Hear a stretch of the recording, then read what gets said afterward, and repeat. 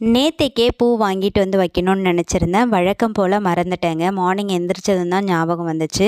மாடியில் போய் துளசி பறிச்சுட்டு வந்துடலான்னு பார்த்தா ரொம்ப இருட்டாக இருந்துச்சு. சரி கொஞ்சம் நேரம் கழித்து போகலான்னு முதல்ல விளக்கேற்றி சாமிலாம் கும்பிட்டுட்டு அப்புறமா தான் மாடிக்கு போயிருந்தேன். கொஞ்சமாக மல்லி பூத்திருந்தது.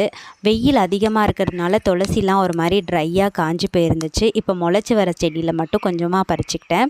அப்புறம் அடினியம் ஃப்ளவர்ஸ் இருந்துச்சு, அதுவும் கொஞ்சமாக பறிச்சுக்கிட்டு கீழே வந்துட்டேன். நிலவாசலுக்கு ஒன்று ஒன்று வச்சுட்டு அப்புறம் தாம்பூலத்தட்டுலையும் வச்சுட்டேன். சாமிக்கு அங்கே ஒன்று இங்கே ஒன்றுமா வச்சு மேனேஜ் பண்ணிட்டேன். இன்றைக்கி வெட்னஸ்டே மார்னிங் 9வது நாள் பிரம்ம முகூர்த்த பூஜை. விளக்கேற்றியாச்சு. இன்றைக்கி சாமிக்கு பிரசாதமாக பொட்டுக்கடலையும் நாட்டு சர்க்கரையும் தான் வச்சுருந்தேன்.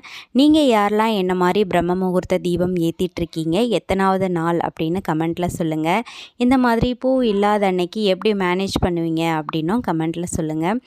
இன்றைக்கி என்னோடய டே இப்படி தான் ஸ்டார்ட் ஆச்சு. தேங்க்யூ, பாய்.